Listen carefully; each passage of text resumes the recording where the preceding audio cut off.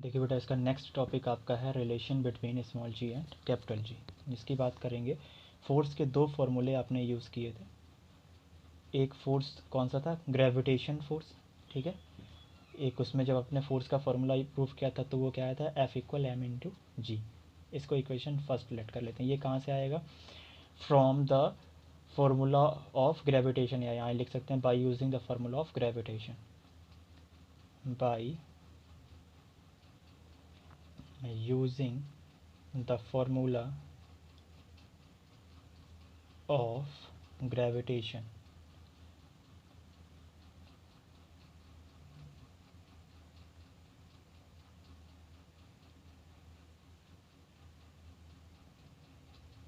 Gravitation का formula बेटा क्या आ रहा है? F इक्वल एम इंटू जी। इक्वेशन फर्स्ट लेट कर लिया। फिर यहाँ पे लिखेंगे from universal law of gravitation, from universal law of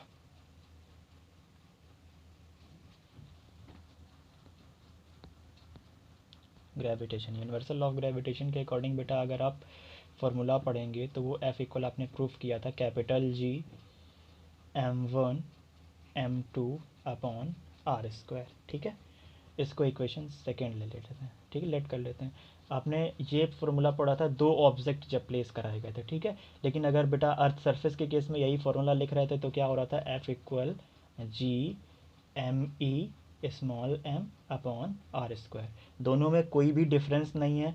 पहले ऑब्जेक्ट को m1 की प्लेस पे हम एम ई लिख सकते हैं, पहले ऑब्जेक्ट को अर्थ सरफेस ले सकते हैं, दूसरे ऑब्जेक्ट का मास हम m कंसीडर कर सकते हैं, ठीक है। वही फॉर्मूला बन जाएगा, दोनों में बिल्कुल भी डिफरेंस नहीं है। ज़्यादा कुछ सोचने की ज़रूरत नहीं है कि ये दो दो फॉर्मूले कहाँ से चल रहे हैं। ये सिर्फ मैं इसलिए आपको बता दे रहा हूँ, कई बुक्स में आपको इस तरह से फॉर्मूला m1 m2 में प्रूफ करके दे देते हैं यूनिवर्सल लॉ ऑफ ग्रेविटेशन, कई बुक्स में आपको अर्थ सरफेस के फॉर्मूले से प्रूफ करके दे देते हैं। यहाँ पे आर ई स्क्वायर हो जाता है बेटा, ठीक है, अर्थ सरफेस वाले में तो कन्फ्यूज़न हो जाता है बच्चों को। दोनों में कोई डिफरेंस नहीं है बेटा। ये भी आर जो था वो क्या था? डिस्टेंस बिटवीन टू ऑब्जेक्ट था, और ये आर ई भी क्या होगा? Distance between two object.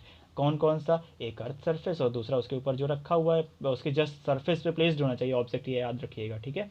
तो इन दोनों के बीच में जो डिस्टेंस होगी वो भी डिस्टेंस को क्या बोला जाता है? आर ई से रिप्रेजेंट कर देते हैं, बस डिस्टेंस बिटवीन टू ऑब्जेक्ट हो जाता है, ठीक है। अर्थ सरफेस की केस में जो m1 होता है वो अर्थ सरफेस का मास हो जाता है, और m2 जो हो जाता है वो किसका मास हो जाता है बेटा? ऑब्जेक्ट का मास, जो सेकेंड ऑब्जेक्ट आपने प्लेस कराया था। अब देखिए बेटा, फर्स्ट इक्वेशन और सेकेंड इक्वेशन में ध्यान से देखो, दोनों साइड एल एच एस क्या था? सेम था। यहाँ क्या लिखेंगे? From equation first and second, from equation first and second. First and second equation में दोनों में एल एच एस देखिए बेटा एफ था, तो दोनों के आर एच एस को हम इक्वेट करा सकते हैं, इतना तो आपको पता ही होगा, ठीक है। तो अगर लेट कर लेते हैं यहाँ पे, जैसे इसमें फॉर्मूले में जो एफ इक्वल था, एक बार क्या लिख सकते हैं? एम अर्थ सरफेस वाले केस के लिए सॉल्व कर रहे हैं बेटा पहले हम, ठीक है। एम जी इक्वेशन फर्स्ट और सेकेंड को इक्वेट कराने पे एम जी इक्वल क्या आ जाएगा? Capital G M e, capital M होगा, sorry, m E M upon are square, कुछ इस तरह से था।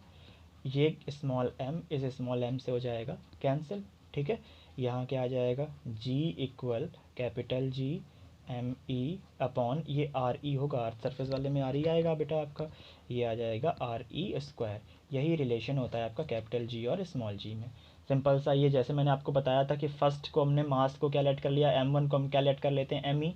सेकेंड को हम क्या लेट कर लेते हैं? Small m. तो दोनों फॉर्मूले एक जैसे ही हो जाएंगे, कोई भी डिफरेंस नहीं बचेगा बेटा दोनों में। अब हम क्या यूज़ कर रहे हैं? इक्वेशन फर्स्ट और सेकेंड जैसे ही यूज़ कर रहे हैं, दोनों का एल एच एस सेम था तो दोनों का आर एच एस भी सेम आ जाएगा। जैसे ही दोनों के आर एच एस को इक्वेट कराते हैं, बोथ साइड से एम कैंसिल हो जाएगा, स्मॉल जी इक्वल क्या आ जाएगा आपका? G M E M upon R E square. यहाँ ये स्मॉल जी क्या है? ग्रेविटी, इसकी वैल्यू क्या होती है? 9.8 या फिर 10, ठीक है। कैपिटल जी क्या है बेटा? ग्रेविटेशनल कांस्टेंट, इसको इसकी वैल्यू क्या होती है? 6.67 इंटू 10⁻⁻11। एम ई क्या है? Mass of earth surface, mass of earth, ठीक है। और आर ई क्या था आपका? Radius of earth, radii of, ठीक है। यहाँ से आपका universal law of gravitation complete हो जाएगा, sorry, relation between small G and capital G. तो आज आपने आज की क्लास में क्या क्या पढ़ा? सबसे पहले ग्रेविटेशन, ठीक है। ग्रेविटेशन में आपका क्या था, जस्ट एक रिकैप कराते हैं बेटा। ग्रेविटेशन एक फोर्स था जिस फोर्स से अर्थ सरफेस किसी ऑब्जेक्ट को अट्रैक्ट कर रही थी, ठीक है। और ग्रेविटी इसके बाद पढ़ा था, ग्रेविटी क्या था, नेचर ऑफ अर्थ था, जिसकी वजह से ऐसा एक नेचर जिसकी वजह से अर्थ सरफेस किसी को अपनी तरफ अट्रैक्ट करती है, वो ग्रेविटी है, ठीक है। उसको स्मॉल जी से रिप्रेजेंट करते हैं, उसकी वैल्यू क्या होती है 9.8 या फिर 10। और ग्रेविटेशन क्या है, वो एक फोर्स था। फिर हम लोग किस पे आए थे बेटा, जब अपने आपने ये कंप्लीट कर लिया था, ग्रेविटेशन और ग्रेविटी दोनों कंप्लीट हो गए थे ना। इसके बाद आपने स्टार्ट किया था क्या, universal law of gravitation. Universal law of gravitation for the two object, और दूसरा क्या आया था, universal law of gravitation for the earth surface, ठीक है। दोनों के लिए डिफरेंस कुछ नहीं था, बस वहाँ पे अर्थ सरफेस में मासेस और रेडियस में डिफरेंस आया था। इसके बाद लास्ट टॉपिक आज का है आपका relation between small G and capital G, ठीक है।